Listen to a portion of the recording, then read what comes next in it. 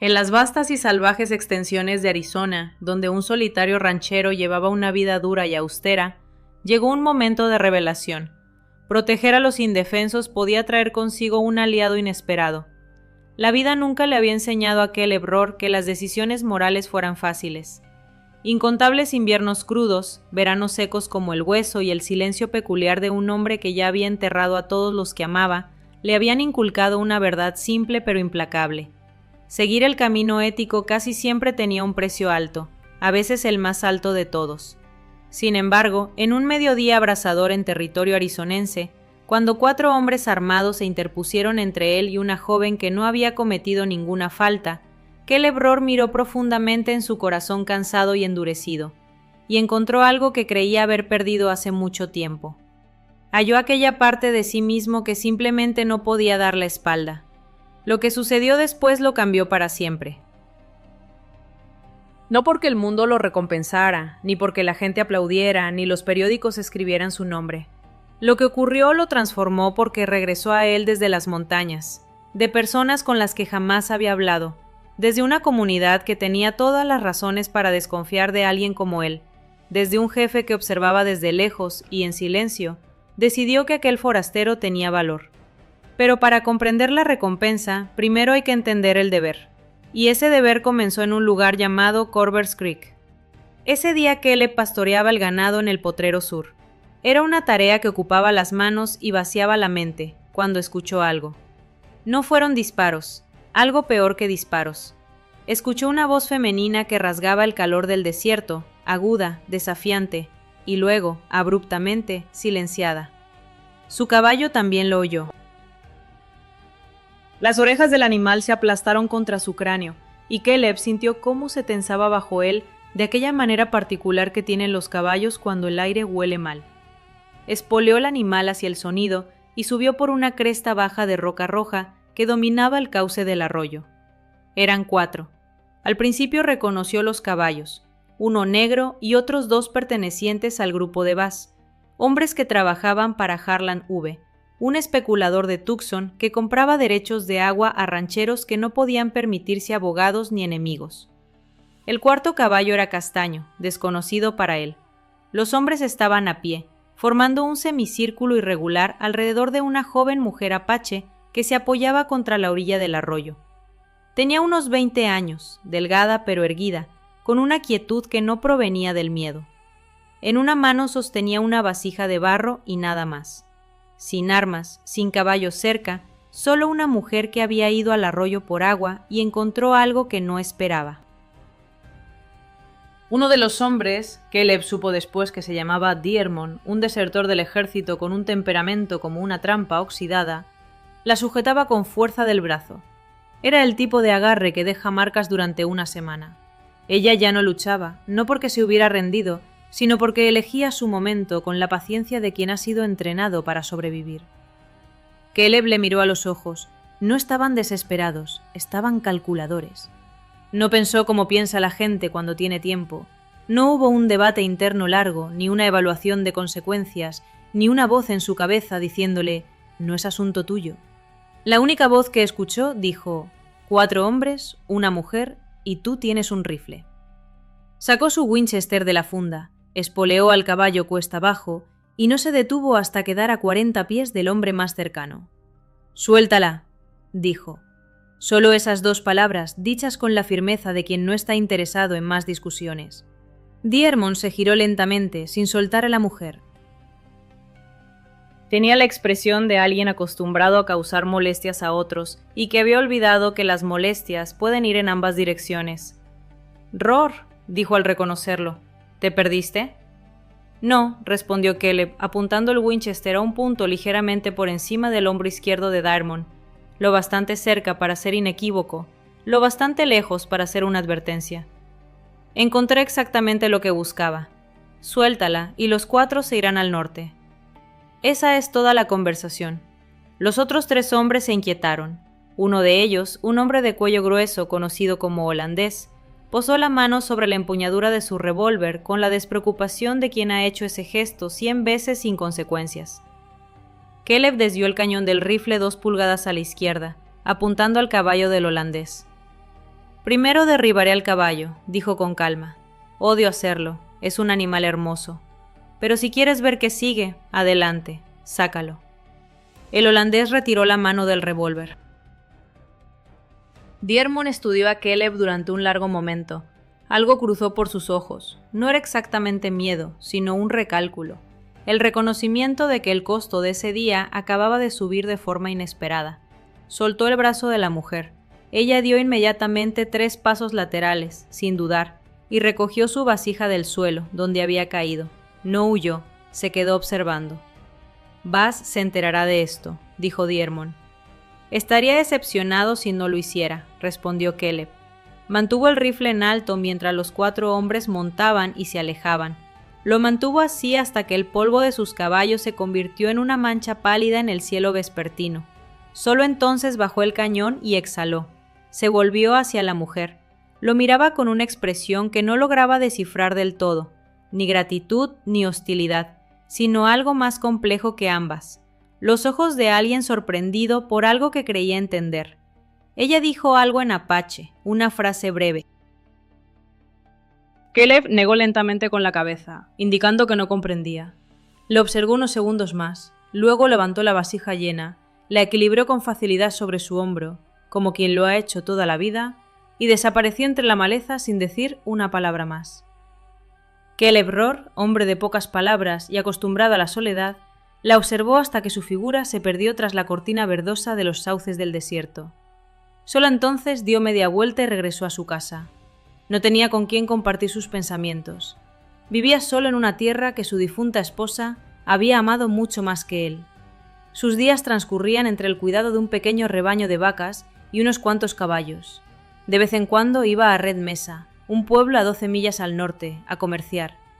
Tenía vecinos, sí, pero en un sentido muy relativo. Vivían muy separados y rara vez se veían. No tenía verdaderos amigos. En su vida solo había tierra, trabajo y silencio. A veces eso bastaba, otras, el silencio se volvía una carga insoportable que cargaba sin saber cómo librarse de ella. Esa noche, sentado en el porche viendo los últimos rayos del sol, sus pensamientos giraban en torno al rostro de Diarmond y a los métodos de Harlan Bass. Este último, un hombre influyente y sin escrúpulos, presionaba a 3 rancheros en el valle para obligarlos a vender sus derechos de acceso al agua. 2 ya habían cedido. Caleb era el tercero, y ya había rechazado 2 veces, primero con cortesía, luego con menos tacto. Sentado en la oscuridad fresca, comprendió que el día anterior lo había convertido oficialmente en enemigo de Bass, más formal y permanentemente de lo que jamás lo había sido antes. Se acostó esa noche con la certeza de que vendrían problemas. En eso no se equivocó. Pero sí se equivocó en cuanto a su procedencia. 2 mañanas después, poco antes del alba, su perro pastor comenzó a ladrar. Un ladrido bajo y prolongado que siempre anunciaba la llegada de algo importante. Caleb se puso las botas, tomó su rifle del gancho junto a la puerta y salió al porche. El cielo tenía ese profundo tono índigo que precede al amanecer, y contra ese fondo, en la cresta al norte de su casa, vio siluetas de jinetes, completamente inmóviles. Al principio contó 7, pero pronto se dio cuenta de que eran muchos más. Estaban desplegados, en la cresta norte, en la ladera este y en el terreno plano junto al arroyo seco al oeste. A medida que clareaba, comprendió que no eran 7 jinetes, sino unos 40 guerreros apaches, todos armados, todos absolutamente quietos, observando su rancho como alguien observa un fuego que aún no ha decidido apagar. Caleb apoyó el rifle contra la barandilla del porche, visible pero sin parecer amenazante. Bajó los escalones al patio y se plantó al aire libre, con las manos a los costados. Con la claridad que solo el peligro real trae, notó que respiraba demasiado rápido y se obligó a calmarse. Con la luz creciente, distinguió mejor a los guerreros en la cresta norte. Rostros pintados, lanzas, rifles sobre las rodillas de algunos. No atacaban, observaban. Esa era una diferencia crucial. Si el lector, inmerso en esta historia, se pregunta qué haría en ese momento, debería reflexionar honestamente, porque la mayoría habría alcanzado el rifle. Pero Caleb Rohr sabía, con la certeza de quien ha visto suficiente violencia para entender su geometría, que moverse hacia el rifle habría sido el último error de su vida. Se quedó en el patio con las manos abiertas y esperó. Tras lo que pareció una eternidad, un jinete descendió lentamente de la cresta norte. Era un hombre mayor, con el rostro surcado por profundas arrugas, el cabello canoso, vestido con una camisa de ante clara adornada con patrones geométricos en negro y rojo. Se detuvo a 30 pies de Caleb. Su caballo permanecía absolutamente quieto, lo que decía mucho del jinete. Los caballos de los hombres nerviosos se mueven. Este reflejaba la calma de su dueño. El anciano lo estudió largo rato. Luego dijo algo en apache, unas palabras medidas, y desde atrás avanzó un guerrero joven, la mujer del arroyo. Caleb la reconoció al instante. A la luz matutina la veía con mayor claridad. Montaba como su padre, como si ella y el animal fueran uno solo. Sin preámbulos, tradujo. «Mi padre es jefe Delgado. Quiere hacerte una pregunta». Caleb asintió una vez. «Pregunta. Cuando ayudaste a mi hija en el agua, ¿sabías quién era?» «No», respondió Caleb. Ella tradujo. El jefe escuchó y volvió a hablar. «Pregunta. ¿Sabías que estábamos observando?» «No». Otro intercambio. Pregunta entonces, ¿por qué lo hiciste?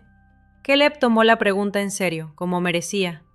Porque 4 hombres sujetaban a una mujer, y ella no había hecho nada malo. Eso fue suficiente. La mujer tradujo, el jefe se quedó inmóvil al oírlo. Luego dijo algo breve, y su tono cambió. No exactamente más suave, pero distinto, menos inquisitivo, y más como el de alguien que ha encontrado lo que buscaba. Mi padre dice, hemos observado esta tierra durante 3 días. Queríamos saber qué clase de hombre eres cuando crees que nadie te ve. Dice, has pasado la prueba. 3 días, pensó Caleb. 3 días con 40 guerreros, y no noté a ninguno. ¿Qué ahora?, preguntó la mujer. Él le dijo que su nombre era Yana. Era la hija menor del jefe. Traducía con cuidado las palabras de su padre, buscando el inglés adecuado para conceptos que no siempre se traducen bien. Yana describió con asombrosa claridad lo que ocurría. Los apaches, habitantes originarios de esas tierras, habían vigilado a los rancheros del valle durante años, como los rancheros observan el clima en busca de señales de cambio. Lamentablemente, esos cambios rara vez traían buenas noticias. Hombres como Bass compraban derechos de agua y luego dejaban que sus rebaños agotaran manantiales y cauces que los apaches habían usado por generaciones. El pueblo se veía obligado a retroceder estación tras estación hacia tierras más ásperas e inhóspitas, pero no olvidaban quién los había forzado a retirarse. El jefe había notado que Caleb Rohr era distinto, no porque fuera un hombre perfecto en sentido abstracto, sino porque se negaba rotundamente a vender sus derechos de agua. Esa venta habría dado a Bass el control total del arroyo superior, precisamente el arroyo al que Yana iba con su vasija. La negativa de Caleb había preservado el acceso del pueblo al agua, aunque él mismo no lo supiera en ese momento. Además, solo 2 días antes, Caleb había actuado sin cálculos complejos, simplemente había seguido el concepto más básico de justicia. Jefe Delgado concluyó que ese acto merecía reconocimiento. «Mi padre quiere saber», dijo a Yana, «si has tenido problemas por lo que hiciste». Caleb bajó la vista un instante. «Probablemente», respondió. «Bass no es paciente». Yana tradujo. El jefe habló de nuevo, esta vez con más extensión. Ella lo escuchó con atención antes de volverse hacia Caleb. «Mi padre dice, protegiste lo que es nuestro sin pedir nada a cambio ni esperar gratitud». Continuó. «Afirma que eso crea entre nosotros una deuda, y nuestro pueblo nunca deja deudas sin pagar. Quiere saber si aceptarás nuestra ayuda». Caleb miró hacia la cresta, donde los 40 guerreros aún se recortaban contra el cielo matutino. Pensó en Harlan Boss en Tucson, en sus abogados y matones, en la crueldad de un hombre que confunde el dinero con la impunidad. Pensó en los derechos de agua y en la tierra que su difunta esposa amaba tanto. Recordó su deber con su memoria. «Sí», dijo, «aceptaré la ayuda». La continuación de esta historia, que promete ser intensa, debe buscarse en Winds of Thor, pues los acontecimientos apenas comienzan. Los problemas no tardaron en llegar. Harlan Bass apareció 3 días después, acompañado de 6 hombres, entre ellos Diarmond y el holandés. Su llegada al mediodía rayaba en la osadía o la estupidez, pero Bas era de esos hombres que nunca distinguen entre ambas. Era corpulento, bien vestido, con botas de cuero fino, una cadena plateada para el reloj y un sombrero que costaba más que lo que la mayoría de los locales ganaba en un mes. Se detuvo frente a la casa de Caleb y gritó con una voz acostumbrada a atravesar grandes distancias: «Ror, sal y arreglemos esto hoy». Caleb salió al porche, sin el rifle. Eso pareció desconcertar ligeramente a Bas. La gente desarmada no era con quien Harlan Bosch solía tratar. En su opinión, los desarmados debían ser más dóciles. «Te lo pondré fácil», declaró Bas, sosteniendo en la mano un papel doblado en 3, un documento oficial. «Tú firmas la cesión de los derechos de agua a mi nombre, aceptas el dinero que te he ofrecido y lo sucedido en Corvers Creek quedará olvidado. Diarmond puede ser muy comprensivo aquí cuando la situación lo exige». Diarmond, de pie tras él, no parecía en absoluto comprensivo. «Yo también te lo pondré fácil», respondió Caleb. «No». La expresión de Bas cambió, y ese cambio resultó más inquietante que si hubiera permanecido inalterada. Dobló lentamente el papel y lo guardó en el bolsillo de su abrigo. «Entonces tenemos un problema». «Lo tenemos», convino Caleb. Lo que sucedió a continuación se desató con rapidez y desde todos los flancos al mismo tiempo, exactamente como los apaches lo habían planeado. Los jinetes aparecieron primero en la cresta norte. Esta vez no eran 40, pero ya no importaba. Surgieron también en la ladera este y en las tierras bajas del oeste, y su aparición fue absolutamente silenciosa, lo que resultó mucho más aterrador que cualquier grito de guerra. Los caballos de Bas reaccionaron antes que sus hombres. 3 de los animales comenzaron a moverse de costado, sacudiendo las cabezas, y uno de ellos, el caballo del holandés, decidió que ya había visto suficiente e intentó huir, distrayendo al holandés por unos segundos. El jefe delgado descendió de la cresta norte. Se detuvo junto al porche de Caleb y miró a Harlan con una expresión que carecía tanto de hostilidad como de calidez, y que por ello mismo resultaba más temible que cualquiera de las dos. Ayaña bajó tras su padre, se colocó a su izquierda y tradujo sin esperar a que se lo pidieran. «Mi padre dice: este hombre nos es conocido, esta tierra nos es conocida, el agua de esta tierra nos es conocida. Hemos observado a este hombre durante muchas estaciones. Él no nos ha quitado nada, no nos ha engañado. Cuando uno de los nuestros necesitó ayuda, él la brindó». Hizo una pausa. «Mi padre dice: cualquier reclamación que creas tener sobre esta tierra o su agua, compárala con esto y decide si vale lo que tendrás que pagar». Bas era un hombre que entendía perfectamente qué eran las palancas de poder. Recorrió con la mirada las crestas y realizó los cálculos que siempre hacen personas como él. Cálculos de poder, de costo, de aquello que realmente tiene valor cuando el precio real se vuelve evidente. 6 hombres con revólveres frente a una fuerza que ni siquiera podía contar del todo, en un terreno desconocido, por un documento sobre derechos de agua que valía menos que la guerra necesaria para imponerlo. Miró a Diarmond, quien a su vez se limitó a encogerse de hombros, mostrando esa despreocupada indiferencia típica de un mercenario a quien claramente le pagan de menos por estar dispuesto a arriesgar su vida por los ideales ajenos. El holandés, entretanto, seguía ocupado con su caballo. Bas volvió a mirar a Caleb y en su prolongada mirada asomó una determinación profunda, casi fatalista, la de alguien que ha decidido renunciar a algo. Luego, con voz apenas audible, pronunció: «Esto aún no ha terminado». Dicho esto, dio la vuelta a su caballo, y sus compañeros lo siguieron en silencio. Tomaron rumbo al sur, avanzando despacio, porque Harlan Bas era de esos hombres que no permiten que los vean huir, incluso cuando eso es precisamente lo que hacen. Caleb, por su parte, permaneció en el porche, observando a los jinetes hasta que la nube de polvo que levantaban se asentó por completo. Luego se volvió hacia el jefe. 1000 pensamientos giraban en su mente, pero al final solo logró articular un simple, aunque sincero, «gracias». Ayaña tradujo al instante.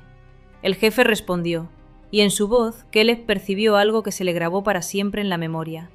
Una seriedad profunda, una certeza inquebrantable, como si estuviera anunciando una verdad eterna. Ayaña transmitió sus palabras. Mi padre dice que, gracias, es para extraños. Tú ya no eres un extraño. El jefe delgado desmontó y se detuvo en medio del patio. Metió la mano en una bolsa de cuero que colgaba de su cinturón y extrajo algo que sostuvo con ambas manos con una delicadeza propia de objetos de gran significado. Era una tira de cuero trenzado, oscurecida por el tiempo, adornada con 3 pequeñas piedras de turquesa engarzadas con maestría en plata. Habló de nuevo, y Ayaña tradujo de inmediato. Esto perteneció al padre de mi padre. Se le da a los hombres que el pueblo considera dignos. En nuestra lengua, la palabra para esto significa algo así como hombre en quien se puede confiar en la oscuridad. Se lo tendió a Caleb, quien lo recibió con ambas manos, tal como el jefe lo había hecho. El cuero estaba cálido por el contacto humano. Las piedras eran de un azul profundo, casi verde, como el cielo en ese último instante claro antes de que se acerque una tormenta. Caleb no supo qué decir. No pronunció palabra, y eso, como resultó, fue precisamente lo correcto. El jefe habló una vez más, y esta vez, Ayaña tardó un instante en traducir, como si eligiera cuidadosamente cada palabra. Él dice que Harlan Bass no volverá a tu tierra. Nosotros nos aseguraremos de ello, no con violencia, sino con nuestra presencia. Sabrán que este terreno está bajo nuestra protección. Es lo que podemos darte, y lo que ningún abogado ni sheriff en estas tierras podría ofrecerte. Hizo otra pausa. También dice que a mediodía de camino al este hay un manantial que no se seca ni en los veranos más secos. Nuestro pueblo lo ha usado durante muchas generaciones. Dice que tú también puedes usarlo cuando lo necesites, y traer tu ganado allí en temporada de sequía. El agua no es algo que poseemos, es algo por lo que somos responsables.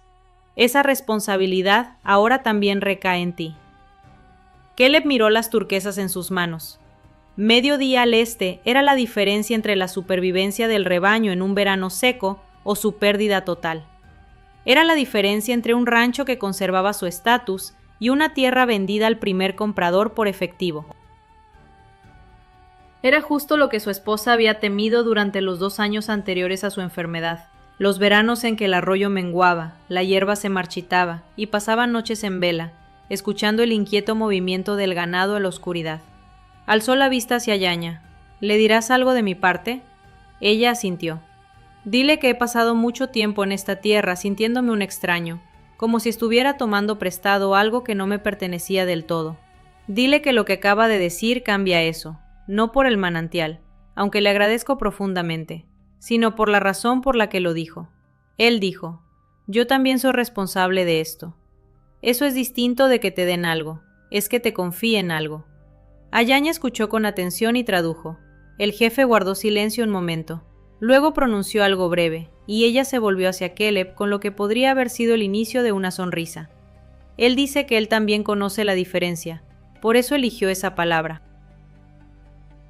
En las semanas siguientes, la vida en el rancho cambió de formas difíciles de definir con precisión. Los guerreros apaches ya no aparecían en las crestas, pues no tenían motivo para anunciar su presencia. Simplemente estaban allí, integrándose al paisaje como algunos halcones que sobrevuelan en silencio el territorio que han elegido vigilar. Bass nunca regresó. A Diarmón se le vio 2 veces en Red Mess.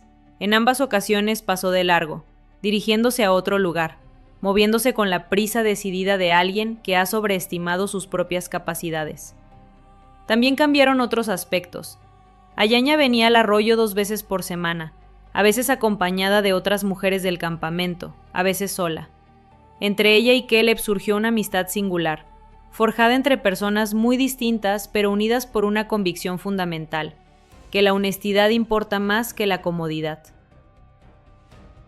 Ella le enseñaba palabras en lengua apache, no frases corteses para el mercado, sino palabras verdaderas que revelaban cómo su pueblo entendía el mundo. Él, a su vez, le enseñaba cosas prácticas, aunque una noche, mientras ambos estaban sentados a ambos lados de una pequeña fogata junto al arroyo, ella le preguntó por su esposa. Él le contó todo, la enfermedad, los largos meses de sufrimiento y esa tristeza particular de ver cómo alguien más fuerte que tú es derrotado por algo que la fuerza no puede vencer. Ella escuchó sin ofrecer consuelo, y eso fue lo más reconfortante que pudo hacer. Mi madre dice, dijo Ayaña tras un rato, que el duelo no es una herida que sana, sino una habitación en la que aprendes a vivir. Tu madre parece una persona digna de conocerse, observó Caleb. ¿La conocerás?, respondió Ayaña con brevedad. Mi padre así lo ha decidido. Y así fue. La conoció, y también conoció a muchos otros aquel verano y en los años siguientes. Ancianos, niños, hábiles cazadores, mujeres que conocían cada planta del desierto por sus propiedades medicinales o nutritivas, y sabios cuya capacidad para predecir el clima hacía que cualquier almanaque pareciera primitivo e impreciso. Su integración en la tribu no vino acompañada de ceremonias oficiales. Fue un proceso mucho menos formal. Más bien fue algo más silencioso y profundo, una inclusión gradual. Como un río que rodea una piedra caída en su cauce, sin anunciar su intención, sino adaptándose a ella hasta que la piedra se vuelve parte inseparable de la corriente. Así Caleb fue convirtiéndose poco a poco en parte de su mundo. El jefe Delgado visitó el rancho 4 veces durante aquel primer año. Sus visitas nunca se prolongaban. Era un hombre que comprendía profundamente el valor de saber cuándo retirarse. Pero en su cuarta visita, cuando los colores del otoño empezaban a teñir el desierto de oro y óxido, se quedó el tiempo suficiente para compartir una comida. Después de cenar, en la fresca oscuridad del patio, mantuvo una larga conversación, traducida por Ayaña, sobre sus presentimientos respecto al futuro de esa tierra, sus esperanzas y sus miedos. Sus temores eran los de cualquier persona perspicaz, el miedo a que demasiada gente intentara tomar su parte de algo finito.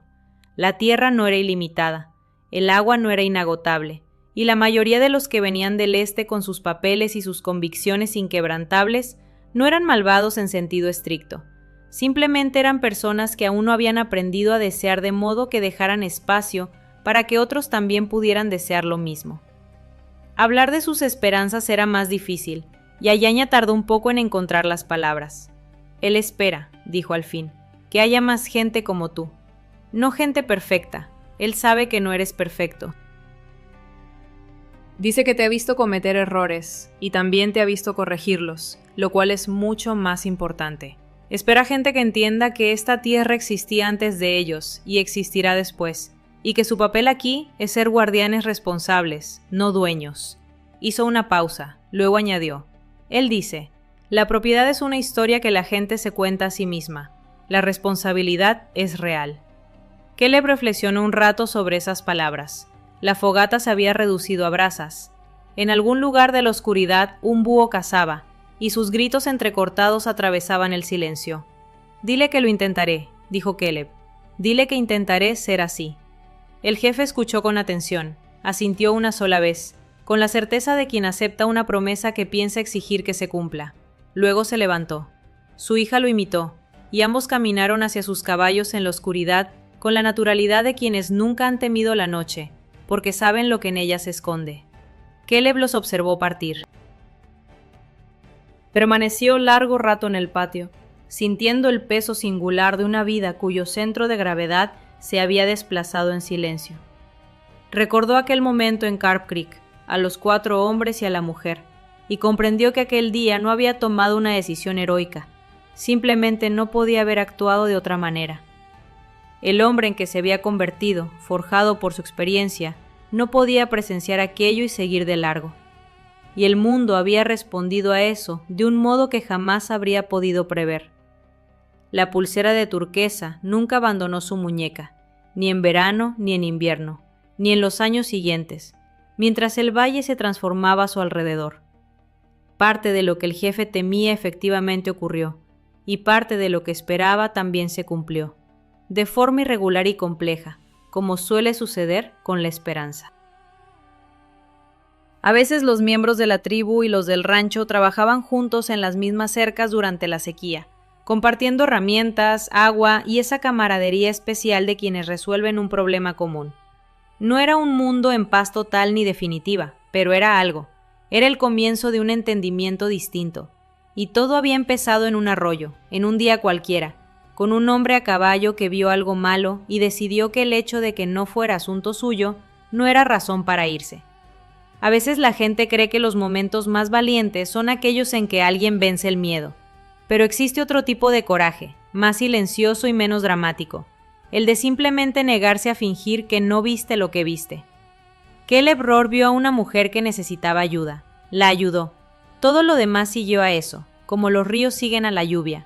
No porque alguien lo hubiera planeado, sino porque así es la naturaleza de lo que fluye cuesta abajo cuando haces lo correcto.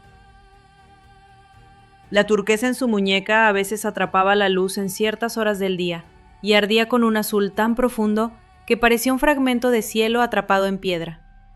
Cuando la gente le preguntaba por ella, decía la verdad, que significaba que se podía confiar en él en la oscuridad, y luego les dejaba decidir qué hacer con eso.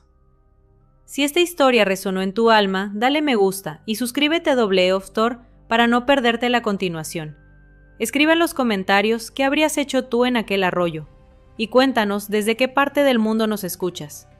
Cada comentario tiene un valor inmenso para nosotros. Hasta la próxima, cabalga, M.